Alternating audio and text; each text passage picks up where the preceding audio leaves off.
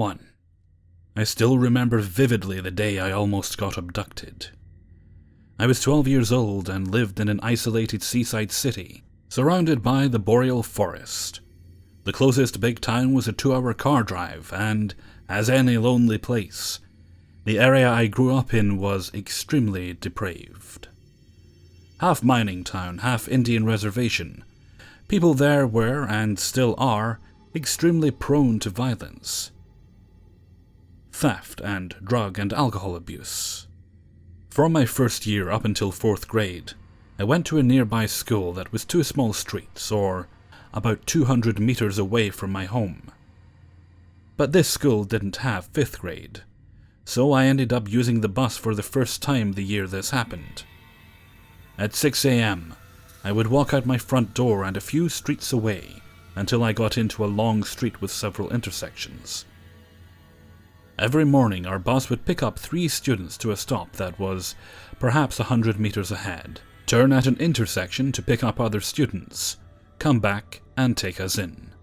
We, me and my 2 stopmates, always thought it was kind of stupid to put 2 stops into a single street.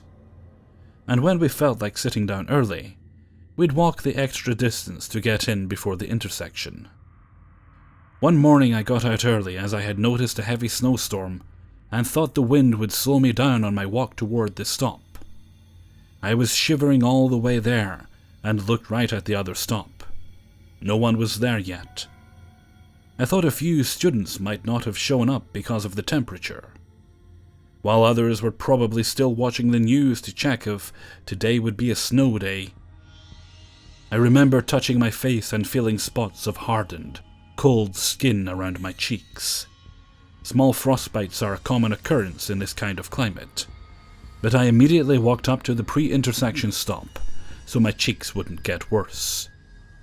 These always hurt as hell when they warm up, so I wanted to get done with it as soon as I could. For a few minutes, there was nothing but me, the raging wind, and the sting of the snowflakes hitting my face. Then I saw an old grey car turn over the corner and roll at an astoundingly slow pace in my direction. My heart began to pound faster as I noticed a dirty-looking native man that was staring at me from the driver's seat. He passed by me and pulled over in the bike lane. I stared at him from the other side of the street, wondering what the hell this man was doing this early, obstructing the bike lane in the middle of a snowstorm. I had slight vision problems but hadn't yet been diagnosed, so I squinted as hard as I could to try and see what was going on inside the car. That's when I realized he was holding something vertically in his hand, and that said thing was pointing right at me. It was a camera. I started to panic as my muscles literally froze in place, paralyzed by fear. Why the hell was this man taking pictures of me? The thing that struck me the most was the weird way he held his camera, using only one hand and holding it sideways. I began to breathe more and more heavily as I realized I was too far away from my house to run up there, and that most people were likely asleep with their doors locked. I was stuck. If he decided to attack me for some reason, there was no way I could escape. Run, I thought, as the car slowly began to move again and turned over to the side of the road I was standing on. But I was so shocked, so panicked, that my body simply refused to obey me. He drove in this disturbing, painfully slow way as he got closer and closer to me. I nearly lost consciousness as he reached my stop. I felt his car begin to slow down even more, when I suddenly heard a loud humming sound coming from further up the street. Another car suddenly pierced through the veil of snow, making the native man jam his foot on the gas pedal and take off at maximum speed. If it wasn't for this exact set of circumstances, I might have been caught in God knows what awful situation. One of my stopmates arrived a few seconds after, and I finally gathered the courage to run towards her. 2 years later, the corpse of an abducted 5-year-old was found in the nearby woods. I'll never know for sure if this story is related to mine, but I shiver every time I think I might have been staring at a murderer right in the eyes. I later called the cops, described the events, and got a promise that they would patrol the area more often. I never saw a police car in the surrounding area in the 5 following years. As for the picture, I'll never know if it's been deleted, if it's hanging in some psycho's private collection, or if it's out there in some twisted site for all to see. So if you happen to accidentally stumble upon a strange website and see a picture of a chubby little girl with a bright pink hat and frostbitten cheeks standing amidst a snowstorm, you'll know the story behind it. 2. It was late, around 1 a.m.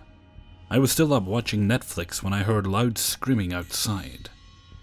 I live on the first floor of a small apartment complex. I could only make out vague shadows of people on the street through the curtain, and a car that sped off. I didn't think anything of it though, because my neighborhood is filled with loud people, and neighborhood drama. So this wasn't anything new. I only wanted them to be quiet so I could watch my show. I heard a woman yelling for help, followed by a loud bang on my front door. It made me jump. I stood up, wondering if I should open the door or not. My wife comes in from the hallway, wondering what was going on. I brought her up to speed and tried to look out the peephole. It was dark and I couldn't see the woman. I turned on the porch light. I screamed in a panic to my wife, "She's covered in blood." We were so freaked out. We paced back and forth in front of the door, not sure whether to open it or not. My wife grabbed paper towels and we went out the front door. The woman looked like she was beaten to a bloody pulp. Blood was dripping all over the concrete. We offered to call her an ambulance, but she said she had warrants and did not want to involve the police. She kept saying she had to go and she shouldn't be here. She said her and her friend went to buy some crack, but her friend ran away with the drugs, so the drug dealers put her in a car, drove her to in front of my house and jumped her. She kept asking for a ride to some house, said she could not be here and needed to leave.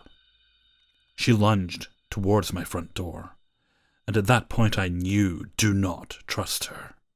I stepped in front of her like 2 inches from her face and said forcefully, "You can't go in there." The whole situation was freaking me out. I wasn't sure if this was a trap. How long was she going to be out here? Until I give her a ride? We settled on calling her a cab.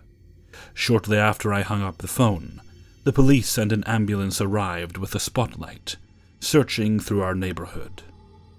They immediately saw us and came over. I was so relieved. They told her to come with them, and they would help her. She went into the back of the ambulance and they drove away. Update. I live in a neighborhood where you don't call the police, but after talking to my neighbors, everybody saw it. They said it was really brutal and they were banging her head into the street. Thankfully, someone did call the police, and they said the call was definitely warranted. There is a link to home security footage in the description of this video. 3. So this happened to me about 5 years ago when I was 18. I had decided to take a break from my longtime high school boyfriend after graduation, because he was 2 years older than me and just a complete control freak. I was hanging out with my friend Jenna most of the time, not doing much other than smoking weed and hanging out with all of our friends when life was simple. To set the story, I am a petite blonde, and not to sound in any way overly confident, but especially back then, I was looking pretty good at the time. Meaning I was in shape and dressed well. Lazy mom now. So from time to time, I would, like any other girl, get creepy Facebook messages from random strangers, telling me I was pretty or that they wanted to take me out, etc., etc. One day when my friend Jenna and I were sitting at her friend Tommy's house, I saw I had received a Facebook message from a guy named Chadley, apparently an Abercrombie model. His job title. And let me tell you, this man was in top physical shape, like he was one of those guys that stood outside of the Abercrombie stores with his shirt off. Not my type at all, but I wasn't not going to talk to a hot guy. Sorry, I got off topic. Basically, Chadley sent me a message saying, "Hey, you look familiar, have we met before?" So, different approach than the other men who came on strong at first. Mind you, I wasn't looking for a boyfriend or to talk to any guys. I guess at the time I was just happy to get the attention. I think it boosts anyone's self-esteem.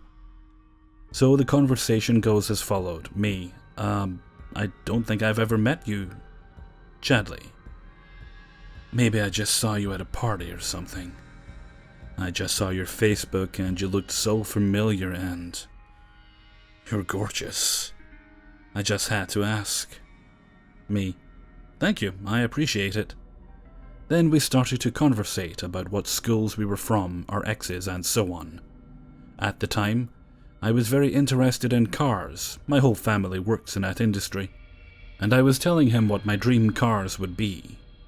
He seemed nice and normal at first. Eventually, he asked me to come hang out at his house. He lived in a very upscale town and neighborhood, so I thought to myself, heck, why not? It's not like I'm doing anything else productive with my time. So I head over to his house around 8 p.m. on a cold, wintry evening. As soon as I arrive, he greets me at the door. Thankfully, he was just as good-looking in person as he was in his pictures, and leads me into what looks like a poorly put-together office.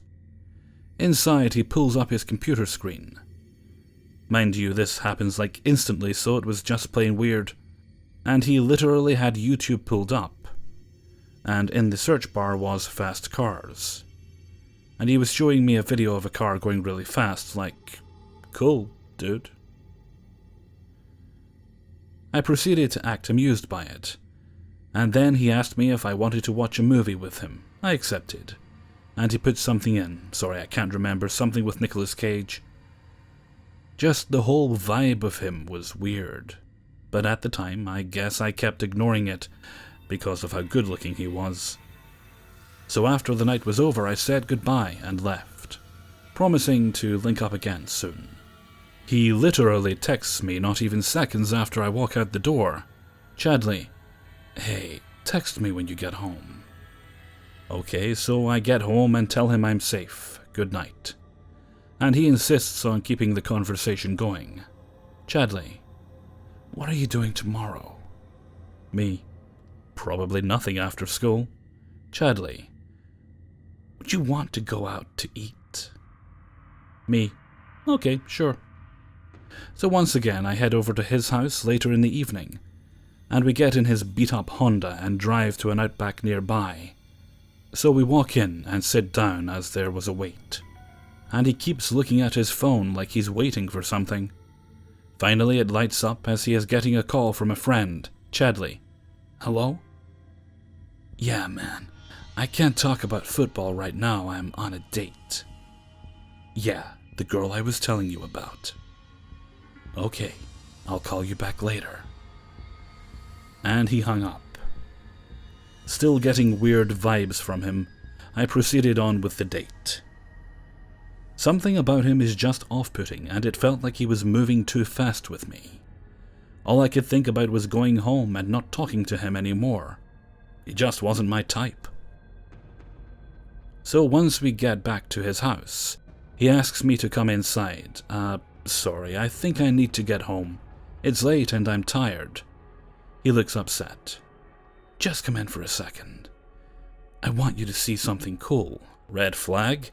But my young self was down for whatever, so I said, sure, fine. We walk inside and are instantly, and I mean as if they were standing on the other side of the door waiting for me, instantly greeted by this guy's mom and dad. Mom, oh hi, Chadley, is this the girl you keep talking about? What the fuck, I literally met him 2 days ago, and I've hung out with him twice. Chadley, yeah, she's great. Dad: "Well, we will leave you two alone. Hey, check out his swimming pictures on the mantle. He's a real awesome swimmer," he says to me. "Okay, nice to meet you," I say, and want to nope the fuck out of there, but not before Chadley kept trying to talk my ear off. "So I want to be in the FBI when I graduate. And then I want to be an Abercrombie and Fitch model. Like on the shopping bags." He literally sounded like a child. "Okay, Chadley, I'm sorry, but I really need to leave," I say. He walks me out to my car and stands there awkwardly, expecting me to kiss him. But hell no, I jump in my Jeep and wave bye and back out. He was just an odd fellow, and I wasn't at all interested. Now that you have the backstory, here is where it gets weird. So the next few days I kept getting constant texts from Chadley. Every day it just started as, "Hey," and for a little while I said, "Hey," back because I didn't want to be rude. I don't know why I even cared, I'm not even that friendly. I think I was worried my psycho boyfriend I was on a break with would find out. Thankfully I was going to Florida that week, and had a legit excuse as to why I couldn't see him. But every day he just kept sending me, "Hey," and my responses were getting shorter and shorter. And shorter to the point where I wasn't even responding. But that didn't stop Chadley. He kept texting me every single day for almost 2 months after I stopped responding to him. Eventually, it was just getting annoying and I blocked his number. Then I started getting calls from random numbers, calls from private numbers non-stop. I picked up a few times and there was no one there. Then I would get another call and pick up and I could hear a man in the background. It was Chadley. I stopped answering my phone. Then I kept getting Facebook messages from him. "Hey." That's all they would ever say, repeatedly. "Hey, hey, hey, hey." I was so annoyed. I blocked him again. That should be the last I hear of him, I thought. Wrong. So literally an entire 2 years later, I get involved with another guy, we're still together, and things are going great. One day I get a message on Facebook while I was at work, from a man named Chadley. I'm like, what the fuck is this? So I open it and it says, "Hey stranger, how have you been?" And of course I didn't respond. But before I could even block him, he writes back, "Oh, you little fucking bitch. You could just be nice and say hi back. You don't have to be a total bitch about it." Like, whoa, Chadley, what? Before I could respond, I get a text to my phone. You guess what it said? "Hey." Right after he just freaked out on me on Facebook, I wrote back, "Take a hint, bro. Leave me the fuck alone." To which I have no idea what his response was, because I blocked him immediately afterwards. So thankfully that's the end of my run-ins with Chadley. But it's so not the end of the story. So one day I was with my friend Claire and she had her Facebook Messenger pulled up, showing me a message an ex of hers had sent her. When I see Chadley in her messages, and guess what this creepy fuck messaged her? "Hey, you look familiar. Have we met before?" I asked her about it. She said he kept trying to get her to come over and she declined because he wasn't her type. Then a year later, I get a job as a general manager for a fine dining restaurant. One of my employees I recognized upon hire was Chadley's ex-girlfriend's sister. After getting to know her a little better, my curiosity got the best of me. I asked her what he was like. Guess what her response was? Apparently, Chadley met her sister on Facebook, after asking, "Hey, you look familiar. Have we met before?" And when this girl agreed to date him, after a month, he was already becoming obsessive. Apparently, Chadley stalked her for years after, and ended up tracking her down at her new boyfriend's house, and started an altercation. Complete freak. So, creepy Facebook stalker Chadley, please don't message me ever again. And please, let's not meet again. Hey everybody, Hellfreezer here, and thank you very much for listening to 3 True Scary Stories, episode 232. Thank you very much to everybody who allowed me to use their stories in this video, and also for supplying the links to the security image which I included in the description for story number 2. There is also a still image in there if you're not able to watch video.